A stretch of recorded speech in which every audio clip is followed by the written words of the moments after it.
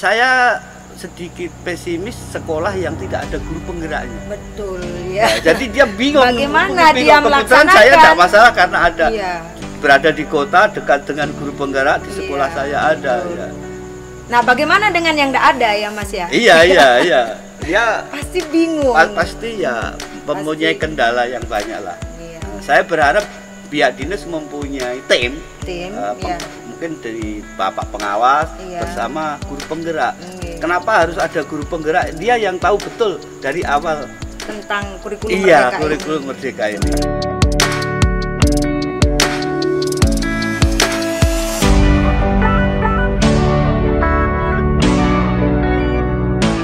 Assalamualaikum warahmatullahi wabarakatuh. Sobat edukasi di mana saja berada, malam ini kita akan berbincang santai dengan teman kita, sahabat kita, Bapak Nur Hasim SPD. Topik yang menarik yang akan kita bahas pada malam hari ini adalah bagaimana implementasi kurikulum merdeka di SMPN 2 Selong. Yuk simak bareng-bareng yuk. Assalamualaikum Mas. Waalaikumsalam. Kita kan akan ngobrol tentang kurikulum merdeka nih Mas. Nah tapi sebelumnya cerita deh bagaimana pengalaman Mas selama ini tentang sekolah, tentang segala hal deh, tentang minat bakat dan lain-lain deh semuanya. Oh gitu ya. Assalamualaikum warahmatullahi wabarakatuh. Guru-guru hebat seluruh Indonesia. Nama saya Nur Hasim SPD. Saya mengajar seni budaya, seni musik dengan tugas tambahan wakil kepala sekolah urusan kurikulum di SMP Negeri 2 Selong. Mungkin itu aja perkenalannya. Oke. Nah, bagaimana tentang implementasi kurikulum merdeka di SMPN 2 Selong nih? Dengar-dengar SMPN 2 Selong menerapkan mandiri berubah, ya Mas ya? Ya. Dari tiga kriteria mandiri kurikulum merdeka itu, mandiri belajar, mandiri berubah, dan mandiri berbagi. Nah, kenapa bisa menerapkan yang kedua? Kenapa tidak yang pertama atau yang ketiga? Nah, cerita dulu Mas. Bukan kita ya yang kok tahu memilih yang 1, 2, dan 3 ini melewati proses ya, melewati proses. Pada waktu kita mendengar istilah kurikulum merdeka ini kan saya sebagai wakasek kurikulum ya tentunya paling tidak harus lebih tahu duluan dari teman-teman gitu. Nanti gimana ini pengelolaannya di sekolah. Itu kami sudah pernah mendengar juga ada sekolah penggerak dan sebagainya, maka saya terus mencari-cari sumber lah bagaimana. Nah ternyata kurikulum merdeka ini muncul akibat dari perbaikan kurikulum yang sebetulnya ada kurikulum K13, terus kena pandemi, terus disederhanakan atau darurat dan sebagainya, maka muncul kurikulum merdeka ya. Tapi tidak serta-merta ini loh kurikulum merdeka kayak begitu. Jadi pada awalnya kami dipanggil oleh dinas juga. Ini loh ada kurikulum merdeka. Nah, ternyata di sana itu opsi juga. Jadi kita memilih gitu. Ya, apakah kita tetap melakukan K13 atau ya yang berubah atau yang bagaimana diberikan pilihan oleh dinas. Setelah saya baca-baca, saya pahami ini kan kurikulum merdeka ini kan suatu langkah pemerintah ya. Pemerintah itu sudah melakukan langkah bagaimana sih untuk mengakali atau mensiasati setelah ada pandemi ini. Ini bagaimana melakukan loncatan? Pasti karena ada banyak kemunduran ketika pandemi itu ya. Kemunduran. Nah, untuk melompat lebih jauh itu akhirnya berusaha dilakukan lewat kurikulum merdeka ini. Walaupun ini sebuah opsi ya ternyata dia mau tidak mau ya harus memilih, karena di tahun 2024 nanti kurikulum Merdeka ini kan dilakukan secara masif. Betul. Kalau tidak kita memilih sampai sekarang, nanti tahu-tahu 2024 dilaksanakan malah sedih, malah repot ya, harus ngejer gitu ya. Akhirnya kami melakukan pendaftaran karena ternyata dia harus melakukan pendaftaran dari online ya? Iya, dari pendaftaran. Kebetulan kita SMP 2 ikut di pendaftaran tahap 1. Iya. Jadi setelah kita pendaftar, terus kita isi angketnya itu, semua kepala sekolah, guru, tenaga pendidikan ngisi, akhirnya semacam rapot hasilnya lah. Kita download. Nah, kita kesiapan kita menurut survei itu kesiapannya berada di level mandiri. Berubah. Mandiri berubah. Oh begitu jadinya. Nah setelah itu apa tindakan dari sekolah? Ya mau tidak mau harus secepatnya mensosialisasikan kepada teman. Nah kita berhubungan dengan dinas sendiri, dinas juga kebingungan. Akhirnya kita bekerja sama dengan guru penggerak. Nah ternyata guru penggerak dia lebih tahu lebih banyak. Akhirnya kita mengadakan IHT semacam workshop di sekolah, tentang yang pada waktu itu hanya diikuti oleh guru kelas 7 aja karena dia yang akan melaksanakan. Tapi pengembangannya di sekolah juga guru kelas 8 dan kelas 9 supaya dia berarti tahu gitu. Maksudnya sekarang ini penerapan kurikulum merdekanya hanya di kelas 7. Iya, kelas 7 aja, kelas 7 berarti aja. Kelas 8 dan 9 masih pakai K13. K13 Berarti. Nah, terus setelah melakukan in-house training atau workshop tentang kurikulum merdeka dan bagaimana penerapan penerapan berdiferensiasi dan lain-lain. Nah, bagaimana setelah itu, Mas? Apa yang dilakukan setelah itu? Penerapannya itu memang kalau dibilang sulit enggak juga, panduannya banyak. Kalau dibilang enggak sulit kok ya sulit gitu. Tapi untungnya ada teman-teman guru penggerak di Lombok Timur ini yang antusias. Membantu, alhamdulillah. Perbedaan nyata itu munculnya profil itu P5 itu proyek profil pelajar Pancasila itu belum pernah muncul sih di kurikulum sebelumnya. Kalau karakter ada kayak PPK, kayak penguatan, kayak semacam itu. Cuman pembagian waktu kan tidak sama seperti yang ini ini kan pasti jadi diberi waktu yang untuk P5 itu berapa jam, Mas? Kalau dibilang jam enggak sih, cuma di ranah kurikulumnya itu ya kita pakai yang 25% ya. Yang 75% itu di intra, yang proyeknya 25%. Cuman kita laksanakan berubah-ubah kemarin itu karena ketidaktahuan kami atau sama-sama belajar lah. Ya gitu. Namanya kita belajar. Jadi hampir di bulan pertama kedua itu Juli Agustus itu jadwal selalu berubah setiap saat. Ternyata begini, ternyata begini gitu. Tapi kita belajar dari itu kan. Ternyata dan akhirnya di bulan ketiga ini sudah agak lumayan, kami sudah mengambil kesimpulan bahwa saya harus memakai sistem yang begini gitu. Jadi kita laksanakan P5 itu dalam seminggu satu hari full. Berarti satu hari berarti 7 jam. 7 jam Yang walaupun nanti pada akhirnya kira-kira ya antara 20 sampai 30% itulah. Padahal ada juga sistem blok kan juga, Mas ya? Ada kayaknya belum cocok di sekolah saya sih atau gimana ya. Saya belum tahu hebat dan kekurangan dan kelebihannya. Sementara ini saya berpikiran mengambil satu hari itu baru kita evaluasi nanti untuk berikutnya. Ternyata yang paling enak itu yang bagaimana. Tapi saya yakin tidak ada yang salah, tidak ada yang benar sih. Semuanya pasti benar sesuai dengan keadaan kita. Nah, yang mengatur jadwal untuk P5 ini siapa, Mas? Kalau mengatur jadwalnya saya sebagai kurikulum, cuman di sana kan ada istilah fasilitator, ada yang jaga kelasnya itu sebetulnya siapa gitu ya.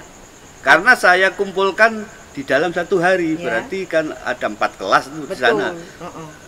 Kalau di kita telaah di Dapodik, koordinator ini kan diakui maksimal 6 jam. 6 jam. Kalau 4 kelas itu kita ambil kan berarti Berarti masing-masing masing-masing kan 8, nanti 3 Iya. kelas 1 kelas. Iya. Akhirnya saya kasih dua dua koordinator, ya, ya. untuk Masing-masing P5. koordinator itu yang mengatur fasilitator. Oke, jadi setiap 2 kelas itu akan dipimpin oleh satu koordinator P5 ya. yang akan mengatur siapa fasilitator Iya, yang akan iya. bertanggung jawab di dalam Iya, kelas-kelas iya, iya. tersebut. Kemudian pengambilan tema, gimana Mas? Pengambilan tema untuk masing-masing P5 ini ditentukan kapan? Ditentukan mungkin agak terlambat tapi tidak masalah. Ya. Itu terjadi di bulan awal-awal Agustus itu kan. Oh, Ya. oke. Itu saya serahkan ke koordinator masing-masing. Ya. Untuk mendiskusikan Ya, ya. bersama. Ya, kan ada 7 kalau tidak salah ya, Ya. 7 tema dan Oke. kita harus ambil 3 atau 4 lah, 3 ya, sementara ini 3 ya, dalam 3 satu tema tahun dalam itu, satu tahun ya. Berarti dalam satu tema itu 3 bulan ya. ya, bisa dibilang 3 atau 3 atau 4 2,5 lah. lah, 4 Ya. lah ya. Ya. Itu terserah di koordinatornya. Oke. Cuman sampai sekarang berjalan baik Bisa lah. berjalan dengan Iya, baik gitu. berjalan baik. Alhamdulillah. Berarti ada hal yang bisa dipelajari dari ini. Nah, Itu yang saya anggap perbedaan kurikulum yang Lama, terdahulu dengan iya. ya Dengan kalau karakter itu kalau kurikulum dahulu kan tidak jelas jamnya, Iya, jadi betul. masuk aja gitu. Nah sekarang kan jelas bisa berupa proyek, juga gurunya lupa untuk berupa proyeknya Iya. kan jelas, jamnya jelas, betul. asesmennya jelas. Iya, dan tetap dipantau gitu Ya, ya Mas ya. ya. Oke. Terus gini Mas, kan dalam kurikulum Merdeka itu ada 4 pilar yang harus menjadi pegangan. Yang pertama pembiasaan, yang kedua intrakurikuler berdiferensiasi, yang ketiga itu ekstrakurikuler bakat minat dan kegemaran siswa, dan yang keempat itu P5 itu tadi ya. proyek pelajaran. Nah, yang 4 ini kira-kira bagaimana pelaksanaannya di SMPN 21? Oh ya, saya bahas yang 2 dulu ya. Nggih, Saya ya. tanda kutipnya gini. Yang pertama kan pembiasaan. Pembiasaan. Pembiasaan ini kan tidak aneh bagi Ya, kita. betul, Di SMP 2 tidak aneh. Karena kita sudah ya. melaksanakan pembiasaan seperti itu. Dari dulu sebelum ada kurikulum Merdeka kita sudah melakukan pembiasaan. Misalkan kita masuk jam ke-0 Iya. dengan diawali ngaji bersama. Itu kan pembiasaan itu. Ya, terus ada pentas-pentas ya. Nah, pentas-pentas. kalau ekstrakurikuler apalagi semua Iya, sekolah dari zaman dulu Iya. pasti ada ekstrakurikuler. Betul. Minatnya di Ya, mana? menukik ke arah mana Ya. anak-anak ini. Nah, yang ya. menjadi tanda kutip itu di intra dan Intra di dan P5. P5. Di P5. Nah, intranya bagaimana? Kalau Intra dengan berdiferensiasi. intra itu kan kayak ngajar biasa sih sebetulnya, Ya. kayak ngajar biasa. Ya tetap membuat administrasi Ya, kalau zaman betul, dulu. ya. Cuman Modelnya perbedaannya kan istilah-istilahnya tetap Ya. ada KD, Betul. ada. Cuman sekarang kan Cuma cuman beda istilah ya gitu. tidak seruwet yang dulu tuntutannya. Betul. Cuman ATP terus Kemudian CP modul ngajar ada gitu aja. modul ajar. Ya. Nah, terus bedanya apa nih Mas dengan yang dulu? Beda banget sih. Ya, Beda bedanya banget. itu apa kira-kira? Yang paling mencolok ya di karakter tadi di P5. Ya, betul. Jamnya jelas, actionnya jelas. Oke. Actionnya jelas. Action. Kita enaknya lagi ini kan sudah apa ya? Temanya sudah ada, sudah tinggal milih. Jadi dielaborasi iya, gitu. enak itu actionnya jelas. Terus mengenai pembelajaran berdiferensiasi yang tadi Pak, intrakurikuler? Nah, kalau itu memang ada kesulitan sebetulnya. Cuman Kesulitannya apa? kesulitan berdiferensinya ini sih. Masing-masing guru harus mengajar sesuai dengan karakter anak. Nah, itu Iya, yang iya, masih iya. sulit. Akhirnya kemarin itu kan melakukan diagnostik tes ya. Tes diagnostik. Nah, Secara umum guru-guru kita itu sulit membuat instrumen diagnosis ini sulit. Sehingga pada waktu IHT itu dibantu teman-teman guru penggerak kita membuat format kayak instrumen itu kayak apa yang akhirnya instrumen itu dipakai di semua mapel.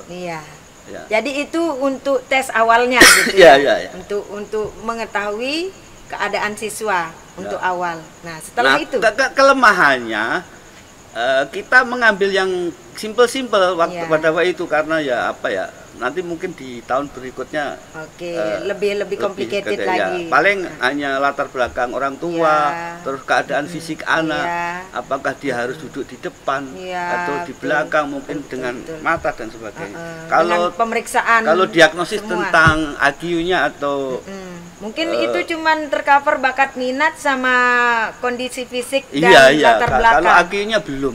Masih belum. Berarti untuk tes intelektual diserahkan kepada guru masing-masing. Iya, guru masing-masing ya. Oke. Jadi setelah semua itu tercover, baru kemudian guru kelasnya yang mendapat tugas untuk mengolah kembali sehingga sesuai dengan diferensiasi di kelas masing-masing seperti itu. Oke. Nah, kalau menurut Mas nih, kira-kira apa yang sangat berkesan dari semua implementasi kurikulum merdeka di sekolah yang sudah dirasakan? Saya sering memantau pelaksanaan terutama di P5 karena P5 ini kenapa sesuatu yang baru. Sesuatu yang baru terus menarik. Kita itu mikirnya kok kayak jam kosong gitu. Saya takutnya sebagai Wakasek kurikulum ini kayak anak main-main doang itu. Tapi ternyata di sana itu saya sampai dibilang kaget melongo. Ternyata anak-anak yang dari kampung pun dia waktu action betul, misalkan kayak demokrasi kemarin waktu dia debat ketua OSIS itu ternyata dia mampu berdebat kayak begitu gitu. Wah, kayak kita lihat di TV-TV yang orang Jakarta gitu lah. Kayak melihat debat presiden, wakil presiden gitu. Tidak menyangka. Kalau dia mungkin dikasih tes tertulis, dia bingung dia itu. Tapi waktu melaksanakan dengan action, ternyata dia hebat gitu. Keren ini berarti ya. Nah, dan itu semua didokumentasikan, Mas? Ya. Baik foto maupun video ada. Terus mengenai ini setelah selesai melakukan ini kampanye dan lain-lain, terus ada polling, iya betul-betul dilaksanakan kayak pemilu seperti itu. Pemilu. Malah saya kaget sampai kok ada barang-barang KPU di sini. Oh gitu. Ya ternyata di koordinator dana itu meminjam dia semua kotak suara, bilik suara dan ternyata dia sudah jadi pinjam ke KPU benar-benar dilaksanakan seperti pemilu yang sebenarnya. Iya betul. Walah keren itu, asik. Berarti catatannya di sini Mas apa dari proses itu, proses yang dijalani oleh anak-anak kita itu? Kayaknya anak-anak punya pengalaman yang memang langsung action langsung, tidak hanya sekedar teori kayak diajarin guru, dijelasin guru. Kalau demokrasi itu kayak gini-gini, kalau zaman kita sekolah dulu ada PMP kayaknya cuman mikir doang gitu. Nah, setelah ada praktiknya gitu ya. Setelah betul ada tema kayak begitu, oh ternyata heboh anak-anak ini. Ternyata anak-anak bisa menerapkan seperti itu. Iya, ternyata heboh. Alhamdulillah. Nah, apa yang bisa kita pelajari dari semua proses pelaksanaan kurikulum merdeka di sekolah SMPN 2 Selong ini, Mas? Saya yakin cara-cara Kementerian Dikbudristek ini akan menghasilkan sesuatu yang luar biasa untuk melakukan lompatan selama pandemi tadi supaya kembali lagi bahwa pendidikan itu berkarakter Pancasila. Betul. Akan jadi kembali profil lagi. Pelajar Pancasilanya kelihatan gitu maksud Mas. Insya Allah di tahun 2024 berhasil lah. Berhasil. Ya, bagaimana Mas harapan Mas tentang kurikulum merdeka ke depan? Harapannya ini paling tidak kepada dinas terkait ya, karena dia yang sebetulnya bertanggung jawab sih.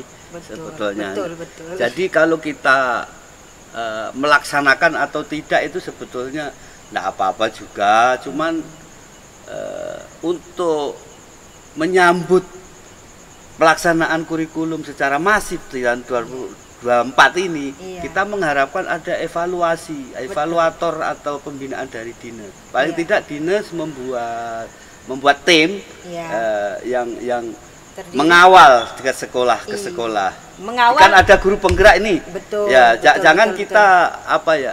Saya sedikit pesimis sekolah yang tidak ada guru penggeraknya. Betul ya. Jadi dia bingung. Bagaimana dia melaksanakan? Saya tidak masalah karena ada berada di kota dekat dengan guru penggerak di sekolah saya ada. Ya. Nah, bagaimana dengan yang tidak ada ya Mas ya? Iya. Dia pasti bingung. Pasti ya mempunyai kendala yang banyak lah. Iya. Nah, saya berharap pihak dinas mempunyai tim mungkin dari bapak pengawas bersama guru penggerak. Kenapa harus ada guru penggerak? Dia yang tahu betul dari awal tentang kurikulum merdeka ini. Penerapannya bagaimana gitu ya Mas ya? Iya. Harapan kita ya semoga ini bisa didengar sama teman-teman di Dinas Pendidikan supaya nanti tim yang kita harapkan ini bisa menjadi tim yang solid yang bisa memantau pelaksanaan kurikulum yang secara mandiri, karena kan kalau sekolah penggerak kan memang sudah ada. Ya, kalau sekolah penggerak tidak usah diragukan, dia sudah ada yang bosnya, sudah ada bosnya dia. Ini yang mandiri, yang melaksanakan secara mandiri ini, ya betul. Karena mandiri ini kan opsi gitu. Betul. Bagaimana kalau tidak diawasi? Bagaimana pelaksanaannya sudah benar apa tidak ya Mas ya? Betul. Berarti harapan kita untuk bisa membuat tahun 2045 mencetak generasi-generasi hebat 2024 ya, untuk Indonesia gemilangnya 2045. Itu akan benar-benar diharapkan menuju ke sana gitu. Insya Allah kita yakin kita on the right track gitu maksudnya yakin, Mas ya. Yakin. Amin. Mudah-mudahan ya. Jadi ke depan kita bisa berharap Indonesia bisa mencetak generasi-generasi hebat dan menaikkan angka numerasi dan literasi kita yang masih rendah ini Mas ya. Jelas. Betul. Ya, ini harus menjadi catatan kita bersama kayaknya. Oke. Bagaimana kita berusaha kurikulum merdeka ini akan membuat anak kita tidak terlalu teoritis seperti yang praktek P5-nya jelas. Ya, alokasinya jelas. Kegiatannya sip. Anak tidak ada terfokus pada pelajaran karena ini P5 ini tidak ada hubungannya loh dengan pelajaran. Tidak ada hubungannya. Berarti praktik semua. Praktek teori. Tadi tidak ada hubungannya nilai PKN, nilai apa tidak ada hubungannya. Betul. Berarti ada raport khususnya dong. Ada sementara ini ada sih pakai raport karya Bapak siapa Pasek itu siapa itu. Oke. Baiklah Mas, terima kasih banyak tentang semua yang sudah diuraikan. Semoga SMPN 2 Selong bisa hebat, keren, tambah maju, tambah bersemangat untuk melaksanakan kurikulum merdeka. Amin. Dan lebih naik level lagi Mas ya. Kalau sekarang baru mandiri berubah, besoknya mandiri berbagi. Ya. Sobat edukasi di mana saja berada, itu tadi perbincangan kami dengan Wakil Kepala Sekolah Kurikulum di SMPN 2 Selong. Dan semoga kita bisa mengambil pelajaran dari penerapan kurikulum merdeka di SMPN 2 Selong. Dan kita ucapkan selamat Hari Guru ke-77 untuk seluruh guru se-Indonesia. Serentak berinovasi, wujudkan merdeka belajar. Wassalamualaikum warahmatullahi wabarakatuh.